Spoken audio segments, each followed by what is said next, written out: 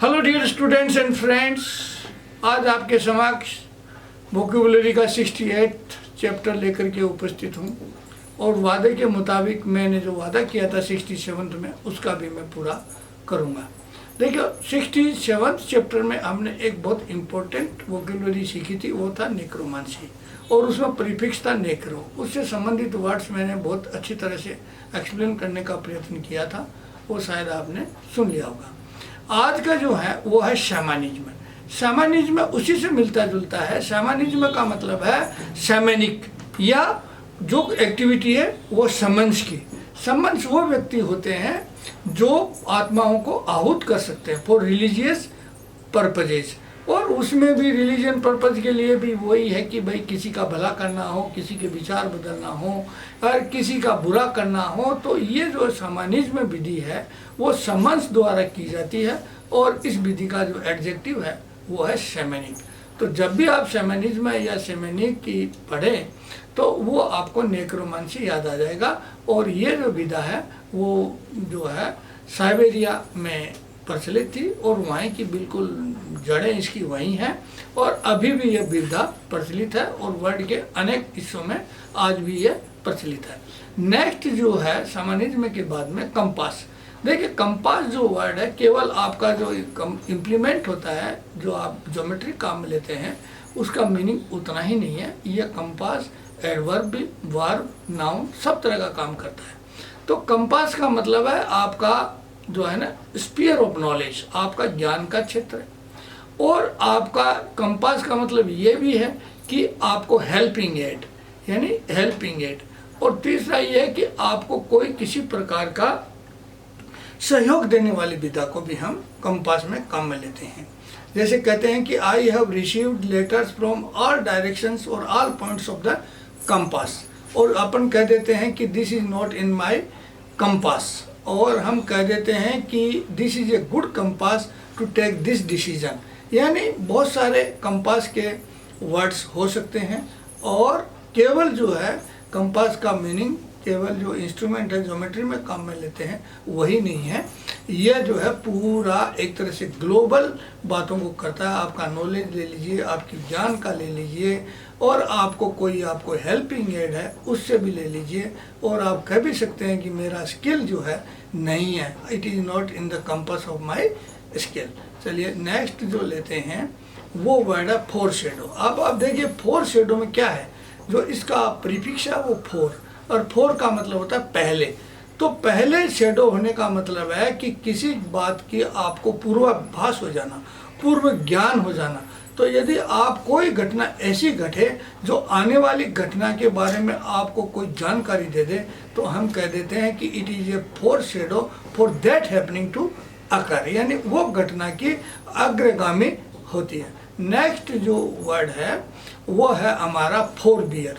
देखिए इसमें मैंने आज दो शब्द लिए हैं, फोर बियर और दूसरा है फोर बियर, यानी FORE बियर। फोर बियर जो विदाउट ई है उसका मतलब है अपने आप पर कांस्टेंट डालना, अपने आप को काबू में रखना, अपने आप को एक तरह से जो है ना अपने आप को एंगर युक्त होने जात भी कोई एंगर नहीं करना। यानी आप अपने जो भाव है उनको, जो अपने भाव है उनको फिजिकल रूप में प्रदर्शित नहीं करना। आपके मन में क्या, यानी आपने अपने आप को कांस्टेंट किया, आपने पेशेंस रखा।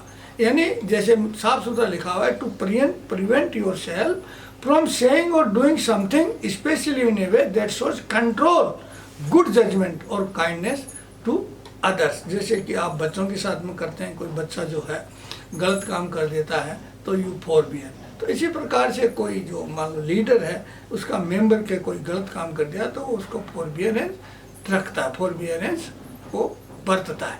नेक्स्ट है forebear. Forebear FORE का मतलब होता है बिफोर। तो फोर बियर का मतलब है कि आपसे जो पहले हुए हैं, आपकी जो पीढ़ी है उसमें जो पहले हुए हैं, यानी आपके फोर फादर्स, आपके एंसेस्टर्स। तो फोर बियर और फोर बियर में ये दोनों में अंतर समझने के लिए मैंने वोकैबुलरी में आज ये दोनों शब्द लिए हैं। नेक्स्ट जो है वो है मार्क नंबर। मार्क नंबर देखो, मार्क जो अर्नस्ट मार्क थे वो बड़ा ऑस्ट्रेलियन फिजिसिस्ट, ऑस्ट्रियन फिलोसोफर थे, बहुत बढ़िया साइंटिस्ट थे, और जो है ना आइंस्टाइन से थोड़ा सा पहले हो गए थे समय काल में। तो उनकी जो लोग कहते हैं, वैज्ञानिक लोग कहते हैं कि एक तरह से आइंस्टाइन को जो रास्ता दिखाया अपनी थ्योरी ऑफ रिलेटिविटी देने के लिए, वो थे मार्क ही थे, क्योंकि ये बड़ा भारी वैज्ञानिक था। तो उनको ही सत्कार देने के लिए जो किसी भी ऑब्जेक्ट की जो वेलोसिटी है और या स्पीड है, उसको हम स्पीड ऑफ साउंड से तुलना कर देते हैं। तो मार्क नंबर 1 होने का मतलब है कि उसकी स्पीड जो है साउंड की स्पीड के बराबर है। तो अब ये जो मैंने ये 4 जो इसमें किए हैं, दर्शाया है, ये देखिए कि मार्क नंबर 1 का मतलब है less than velocity of sound, और ट्रांससोनिक का मतलब है almost equal to velocity of sound. अब जो दूसरे 2 हैं, ये देखिए सुपरसोनिक और हाइपरसोनिक। सुपरसोनिक है वो विमान जो उड़ते हैं, आप कल्पना करिए कि up to 5 times velocity of sound, यानी करीब 6000 किलोमीटर प्रति घंटा की गति से उड़ सकते हैं। यानी वेलोसिटी ऑफ साउंड अपन लेते हैं करीब 1670 किलोमीटर प्रति घंटा। और इससे भी बड़ा जो हाइपरसोनिक विमान होते हैं, वो तो 5 से भी ज़्यादा, यानी up to 10 times velocity of sound की गति रखते हैं।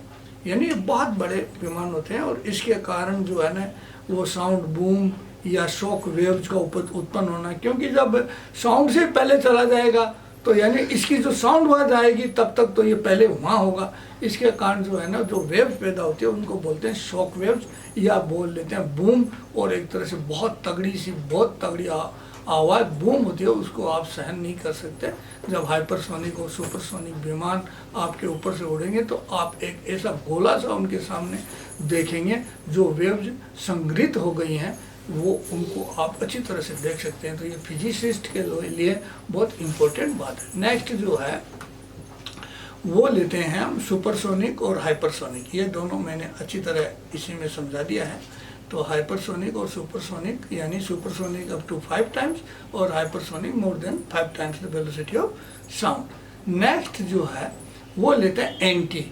देखो FORE 4B बिफोर होता है, और ante room, ante diluvian, ante date, इसका मतलब है पहले, यानी कोई घटना जो है घटी उसके पहले का समय हो, उसको हम एंटी डेट कहते हैं, यानी घटना के घटने के पहले के टाइम का। तो हम जैसे लिखा है ना, a date assign to an event और document earlier than the actual date और द इवेंट और डॉक्यूमेंट, यानी हमने उसको पहले की तारीख लगा दी है, यानी घटना घटी उसके पहले की तारीख। जैसे मान लो कि जो है ना महाभारत काल है, मान लीजिए कि 10,000 साल पहले का है, तो हम बता देंगे कि 15,000 साल पहले का, that is antedate. Now next is वो antiquated. Antiquated, anti मानी ये जो एंटी जो एडजेक्टिव बन गया ना एंटी का, तो एंटीआई हो गया। एंटीक्वा डेटेड का मतलब है ओल्ड फैशन्ड, यानी बहुत पुरानी तारीख के मामले, जो मॉडर्न बात नहीं है, ये पुराने हैं। बाबा आदम के ज़माने के मामले हों, या आपकी मशीन बहुत पुरानी हो गई हो, आपके विचार बहुत पुराने हो गए हो, या वस्तु पुरानी हो गई हो, मशीन पुरानी हो गई हो, तो उसको हम एंटीक्वाडेटेड मशीनरी, एंटीक्वाडेटेड आइडियाज और एंटीक्वाडेटेड इवेंट्स बोल देते हैं। नेक्स्ट इज, मैंने जैसे वादा किया था कि यदि अर्थ जो है वो स्पिनिंग करना छोड़ दे तो आपका क्या होगा। देखिए अर्थ का स्पिनिंग जब करती है ना, तो उसमें क्या होता है, एक तो डायनामो इफेक्ट के कारण जो इलेक्ट्रोमैग्नेटिक वेव्स पैदा होती है, जिससे कि कंपास काम करता है, और दूसरा ये है कि ये स्पिनिंग कर रही है, करती रही है, तो जो चीज़ें अर्थ से बंधी हुई है वो न्यूटन के नियम के अनुसार उनकी भी सारी गति वही है जो अर्थ की है, आपकी भी गति वही है। 1,00,000 जो है ना 1657 किलोमीटर के आसपास जो है ना अर्थ जो है अपनी एक्सिस पर रोटेट कर रही है। तो अब आप समझिए कि अर्थ यदि स्पिनिंग करना बंद कर दे, और आप सोचिए कि यदि कोई बहुत एक कार जा रही हो, खुली कार जिसका बोनट सब खुला हो, उसमें आप बैठे हुए हो और कार बड़ी स्पीड से जा रही है, और एकदम से वो कार रुक जाए तो आपका क्या होगा, सब उछल करके बाहर गिर जाओगे कि नहीं गिर जाओगे।